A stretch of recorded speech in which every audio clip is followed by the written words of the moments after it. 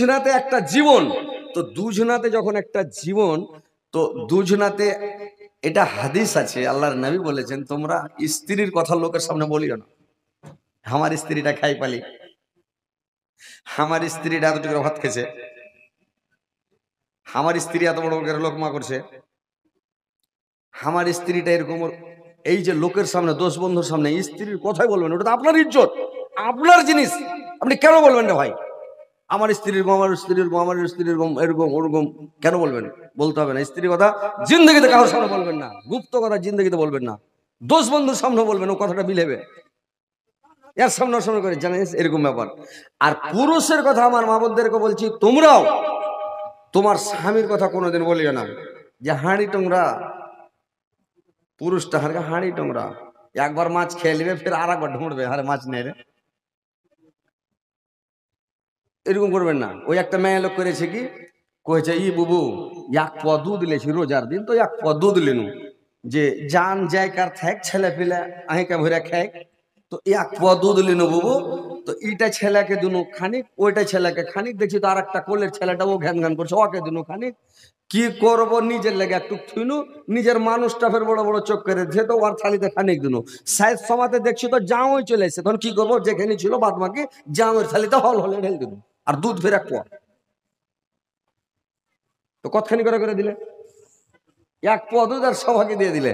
তো ওইরকম মানে দেখেন, জায়েত মারামারি করবেন না, আর বদনাম করাকরি করবেন না।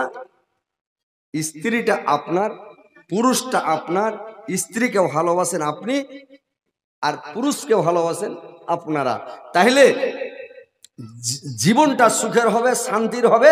স্ত্রীকে নিয়ে ভালোভাবে চলেন, দুনিয়াটা জান্নাতের বাগান হয়ে যাবে। স্ত্রী যদি মনের মতন হয়, শান্তি হয়, নাকি মনের মতন স্ত্রীরা দুনিয়াতে জান্নাত হবে না যে ভাই, হবে কিনা? ফের মুড়ি টুড়ি ঝুঁকাই না এরা, কি কথাটা ঠিক না বে ঠিক? বাংলাদেশে হলে বলতো ঠিক, এরকম করে বলতো জোর করে, আর আপনারা কিছুই বলেন না, দেখা না হযরত আলী যা কবে কো নাকি, একটু জোরে মুখ টুক লড়ান, তাইলে তো বলবেন। তাহলে বিবি রহিমার মতন হইতে হবে মা বোনেরাকে। ই কোন মায়, কেমন মায়, কি দুনিয়া, কি দেশ রে ভাই, দুনিয়া তো দুনিয়া ও আমার আল্লাহ, এই দৌড়ে না, এই জিসমে রাখা যে জান, সবই যে তোমার দয়ার দান, দুনিয়া তো দুনিয়া, মুসানবীকে না দেখা দিয়ে, এই বাংলা কথা বুঝতে পারছিস তো, এখান থেকে যাবি না, একটু উস্তাদ লাভ করে, দুনিয়া তো দুনিয়া ও আমার আল্লাহ, এই জিসমে রাখা যে জান, সবই যে তোমার দয়ার দান, দুনিয়া তো দুনিয়া, পাখির কলরব, ঝর্ণার পানি, ফলে ফুলে ভরা বাগান, সবই যে তোমার দয়ার দান, দুনিয়া তো দুনিয়া।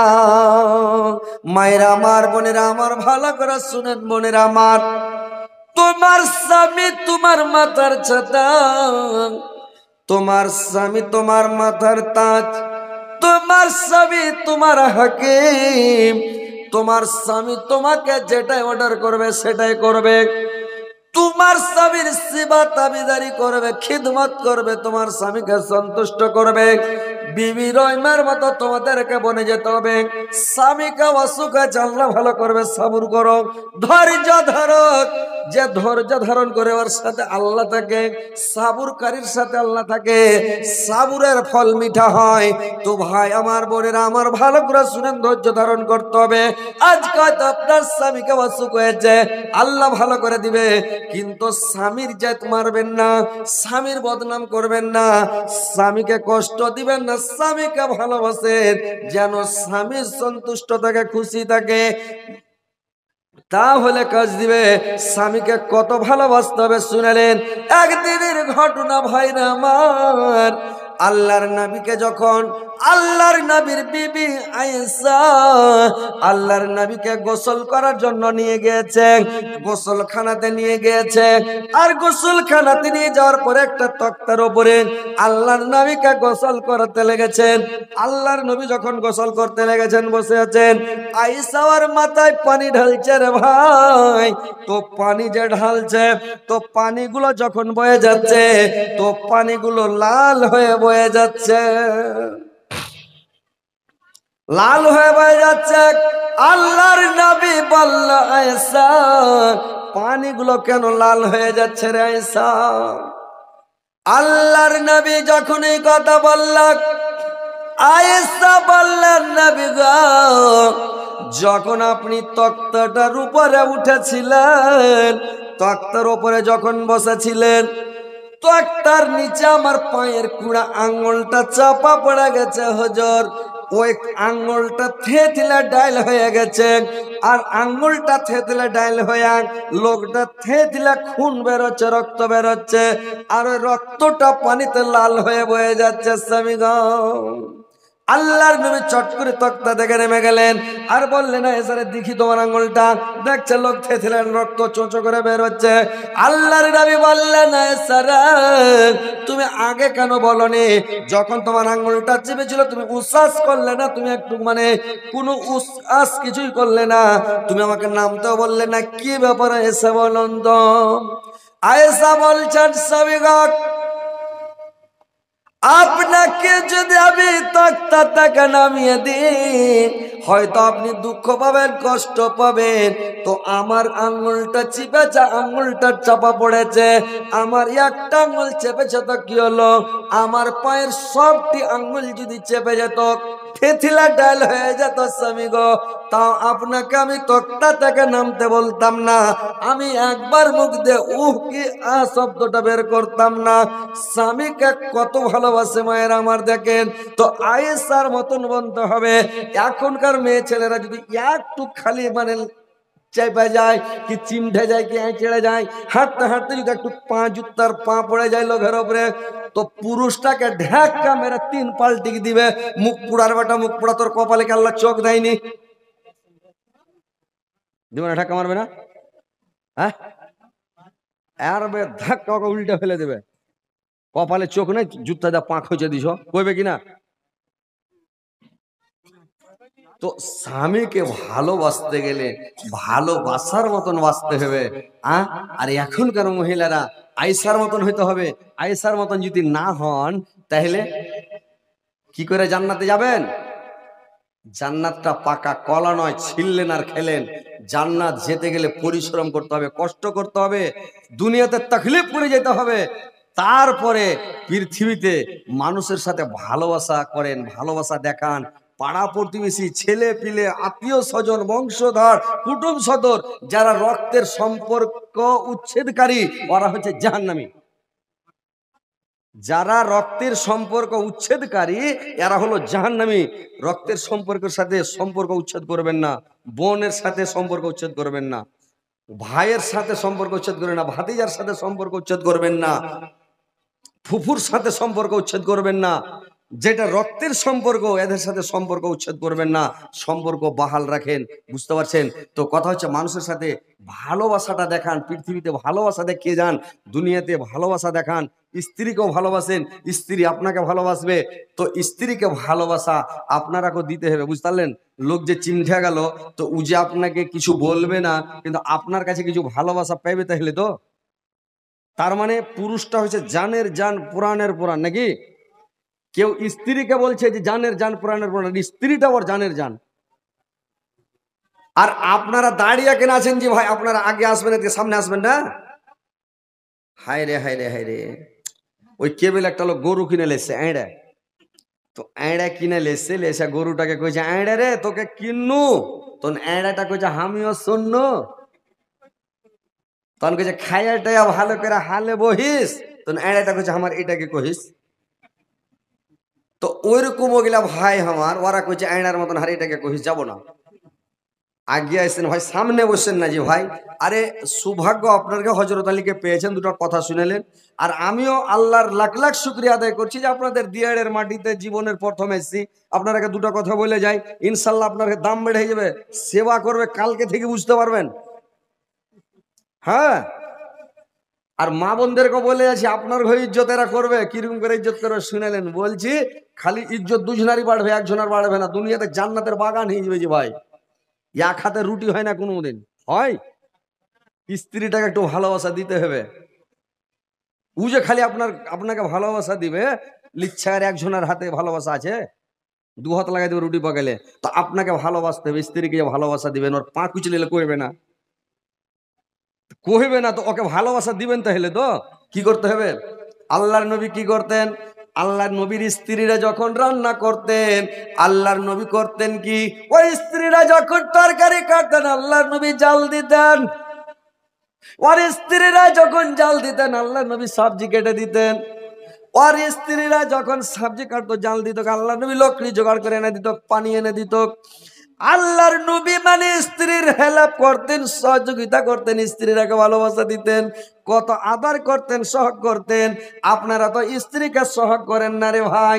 যে দিক থেকে আইলেন, যখন ঘরে স্ত্রীকে পাইলেন, একবারে চেড়া কোলে উঠে 3 পাক ঘুরানোকে বানমানিয়া। কোনদিন ঘুরালছেন? 3 পাক ঘুরালছেন? কি করে স্ত্রীর সেবা করলেন, স্ত্রীকে ভালোবাসা দিলেন, কি করে স্ত্রীকে ভালোবাসলেন? ওরা বুঝতে পারলেন, ওরা যে চাড়বেন ঘুরাইবেন, ওরা খুবই পছন্দ করে, ওরা খুবই খুশি হয়, সন্তুষ্ট হয়। বুঝতে পারছেন? তো চাড়েন আর ঘুরান, 3 পাক ঘুরিয়ে দেন, ওকে ছেড়ে দেন। দেখেন ভালোবাসা বাড়ছে কিনা। আল্লাহর নবী যখন আয়েশাকে নিয়ে থাকতেন, আল্লাহর নবী আয়েশাকে করতেন কি রে ভাই? আয়েশাকে নিয়ে যখন আল্লাহর নবী থাকতেন, আল্লাহর নবী খেতে বসতেন একসাথে। আপনারা কোনোদিন খেতে বসেছেন? একটাই থালিতে একটাই প্লেটে খেতে বসছেন। স্ত্রীর সাথে খেতে বসবেন, খেতে বসাও নবীর সুন্নাত। স্ত্রীর মুখে ভাত তুলে দেওয়া সুন্নাত। আল্লাহর নবী 3টা জিনিস পছন্দ করতেন। আল্লাহর নবীর 1 নাম্বার প্রিয় ছিল স্ত্রী, 2 নাম্বার প্রিয় ছিল আল্লাহর নবীর হাড্ডিওয়ালা মাংস, 3 নাম্বার আল্লাহর নবীর প্রিয় ছিল সুগন্ধি সেন্ট, আতরকে ভালোবাসতেন। এই 3টা জিনিস আল্লাহর নবীর খুবই পছন্দ। আল্লাহর নবী যখন খেতে বসতেন, আয়েশা করেছে কি, হাড্ডিওয়ালা মাংসকে মেয়ে ছেলে খুব জোর করে কামড় মারবে না, একটু মানে বড় করে হা করবে, একটু গোস্তে কামড়াবে, এমনি করে একটু কামড়াবে, আর কামড়া হাড্ডি খান যেমন রেখে দেওয়া। আল্লাহর নবী হাড্ডি খানটা চট করে নিয়া, যেখানে আয়েশা কামড় মেরেছে, ওই জায়গাখানে আল্লাহর নবী কামড় মেরে হাড্ডি খানের খেয়ে নিলে রে ভাই। মহব্বত বাড়বে না? করেছেন জীবনে? কেন আপনার পাটিবার 60 খুঁজে দিবার, তহমন খুঁজে দিবে, কেন করে দিবে? মানে জীবনে সোতেলিয়া খেতে বসেনি তো কি দিয়ে করবে? আল্লাহর নবী খেতে বসেছেন, আয়েশাকে দেখছেন, একটা গিলাসে আয়েশা পানি পান করে যেমন গিলাসটা রেখেছে, আল্লাহর নবী চট করে গিলাসটা নিয়ে একটু ঘুরিয়া, যেখানে আয়েশা ঠোঁট লাগিয়ে খেয়েছে, ওই ঠোঁট লাগা জায়গাখানে আল্লাহর নবী ঠোঁট লাগিয়ে গিলাসটাতে পানি পান করতে লেগেছে।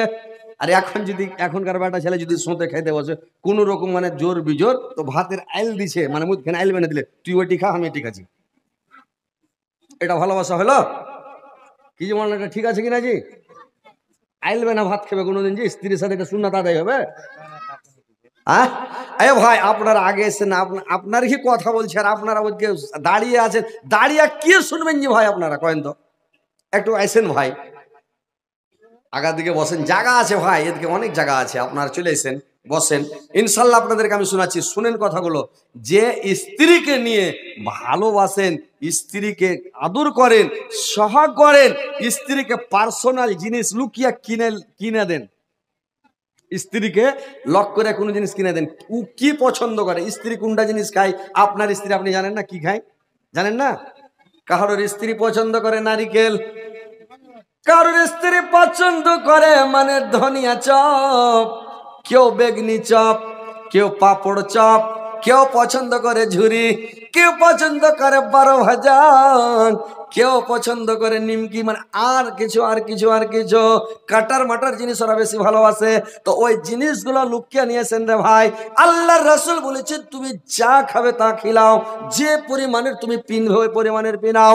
তুমি যদি মরদ হও, তোমার ভেতরে যদি পুরুষত্ব থাকে, তুমি যদি পুরুষ দাবি করো যে আমি পুরুষ একজন, তো তোমাকে কয়টা জিনিস লাগবে? স্ত্রীকে বিয়ে করার পরে আপনাকে যে পরিমাণের আপনি খাবেন ওই পরিমাণ আপনার স্ত্রীকে খিলাতে হবে। আপনি যে দামি কাপড় পরবেন, আপনি ওই দামি দামি কাপড় আপনার স্ত্রীকে পরাবেন।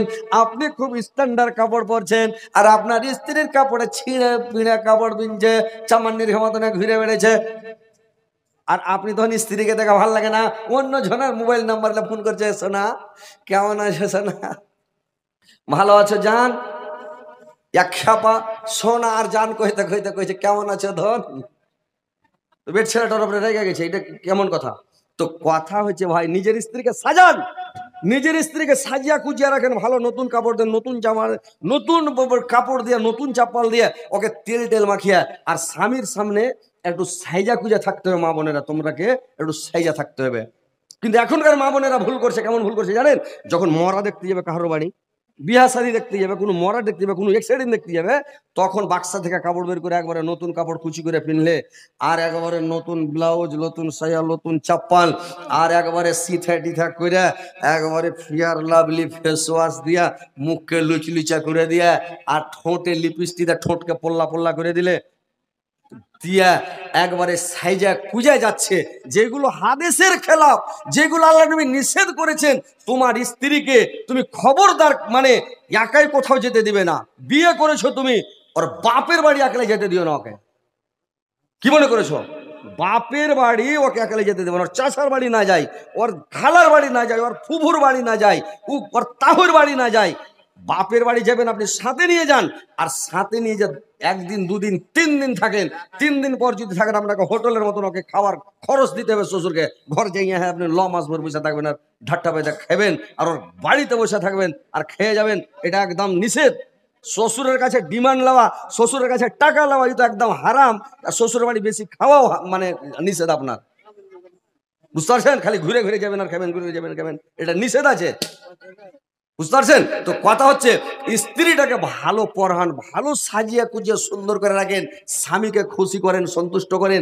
সাঁঝের বেলা আপনি একটু সাজু কুজু করে সিথা টিথা করে সেন্ট ফ্রেন্ড লাগিয়া, আতর টাতর লাগিয়া, গতরকে ফিট ফাট করে স্বামীকে, আর রাত্রে কি করবেন যখন বিছানায় ঘুমাবেন? 2টা বালিশে ঘুমাইবেন না রে ভাই, একটা বালিশে ঘুমাইতে হবে। একটা বালিশকে চৌকির তলে ফেলে দেন, একটা বালিশকে লাগান, আর একটা বালিশের উপরে ঘুমাইতে হবে। আর চুলটিকে মেল করে বালিশের উপরে পেড়ে দাও, আর তোমার চুলের উপরে তোমার স্বামী মাথা দিয়ে যখন ঘুমাবে, চুলে একটা সেন্ট আছে রে ভাই, ওই সেন্টটা যদি বেটা ছেলের লাখে লেগে যায় তো বেটা ছেলে পাগলা হয়ে যাবে। তো কথা হচ্ছে তোমার স্বামীকে তুমি খুশি রাখো, সন্তুষ্ট রাখো। মেয়ে ছেলে জানে না যে আমার চুলে সেন্ট আছে, কিন্তু আমরা জানি বেটা ছেলে কি সেন্ট আছে, কি মানে সেন্ট আছে আমরা জানি বেটা ছেলে, ওরা কিন্তু জানে না।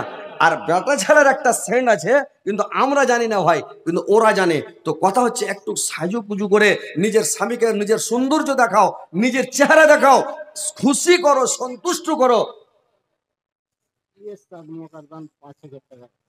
একটু থামেন, যখন নিতে লাগবো তখন বলবেন, ঠিক আছে? একটু লেখা রাখেন, লেখা রাখেন, ইনশাল্লাহ আমি বলছি। তো কথা হচ্ছে তোমার স্বামীকে সন্তুষ্ট করো। মেয়ে ছেলের 4টা কাজ, বেটা ছেলের 2টা কাজ। কি 2টা কাজ জানেন? বেটা ছেলের 2টা কাজ। 1 নাম্বার বেটা ছেলের কাজ হলো, আল্লাহর রাসূল বলেছেন তোমরা মুখের হেফাজত করো, মুখের হেফাজত করো। 1 নাম্বার, লোকের গুজব করিও না, গিল্লা করিও না, বদনাম শেখায়ত দুর্নাম করিও না, ফহস কথা মুখ দিয়ে বের করবে না, লোকের বদনাম শেখায়ত করবে না, তোমরা মুখের হেফাজত করবে। 2 নাম্বার, লজ্জাস্থানের হেফাজত করবে, জেনাতে লিপ্ত হবে না। 2টা জিনিসের হেফাজত করো, আমি তোমাদের জান্নাতের জামিন হয়ে গেলাম। 2টা জিনিসের হেফাজত করেন পুরুষ লোক, মুখের হেফাজত করেন 1 নাম্বার। 2 নাম্বার, জেনাতে লিপ্ত হবেন না, লজ্জাস্থানের হেফাজত করেন, জেনা করতে যাবেন না। তাহলে আল্লাহর রাসূল বলছেন তোমাদের আমি জুম্মে হয়ে গেলাম, জান্নাতে যাবে, একদম কোনো সন্দেহ নাই জান্নাতে যাবে। খালি দুটা জিনিস থেকে বেঁচে থাকো। আর মেয়ে ছেলেরা, মা বোনদের কথা বলা হলো চারটা জিনিস। এক নম্বরে 5 ওয়াক্ত নামাজ পড়ো, 2 নম্বরে রমজান মাসের রোজা রাখো, 3 নম্বরে ইজ্জত আবরুর হেফাজত করো, 4 নম্বরে তোমরা স্বামীর সেবা করো, খিদমত করো, স্বামীকে সন্তুষ্ট করো, স্বামীকে ভালোবাসা দাও, স্বামীকে খুশি করো। স্বামী খুশি থাকলে তোমার মানে আল্লাহ খুশি থাকবে।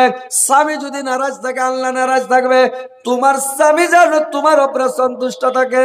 স্বামীকে কত ভালোবাসতে হবে রে ভাই, শুনালেন আল্লাহর নবী যখন দিদির দাওয়াত দিতে যেতেন, যখন তাবলীগ করতে যেতেন, আল্লাহর নবী দিনের দাওয়াত দিতে যখন চলে যেতেন, রাত্রি 12টার সময়, রাত 1টার সময়, রাত 2টার সময়, 3টার সময়, যখন আল্লাহর নবী ফিরে আসতেন, আসার সময় গেটের কাছে এসে খালি একবার ঠোকা মারতেন খাদিজা,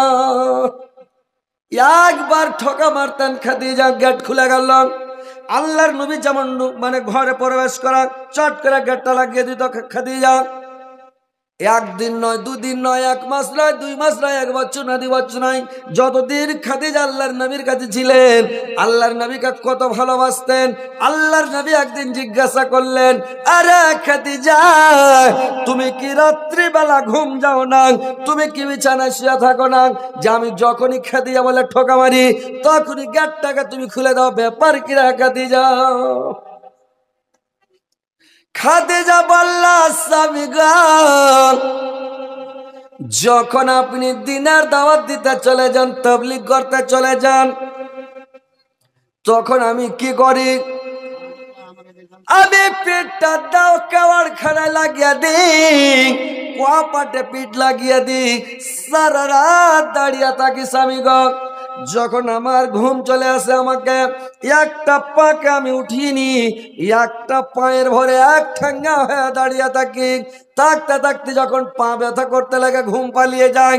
আবার দেখলাম এটা পা খুব ব্যথা করতে লাগলো, এটা পাকে আবার দিয়ে এটা পা ছিঁড়ে নিলাম, আর এক পায়ের ভরা দাঁড়িয়ে থাকি স্বামী গো। বলে, খাদিজা তুমি এত কষ্ট কেন করো?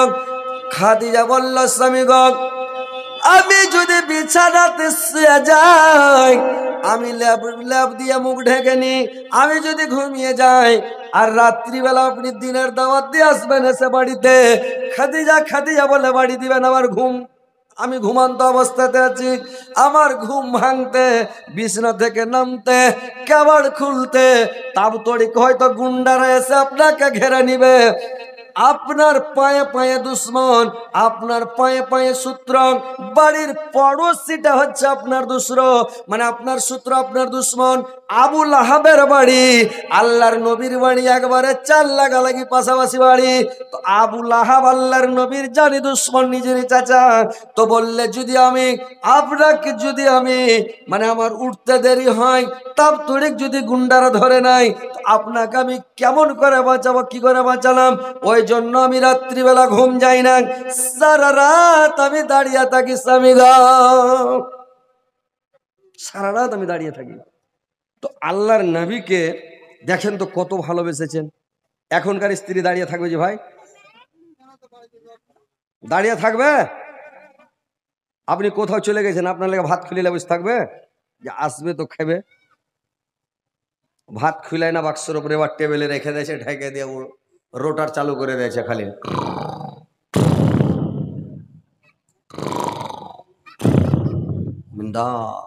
আপনি মরেন আর ফুটেন, বাঁচেন আর চলে যান, যা হবে হোক, আপনি মরে গেলেও একটা সুন্দর দেখে ফের বিয়ে করে নেবেন।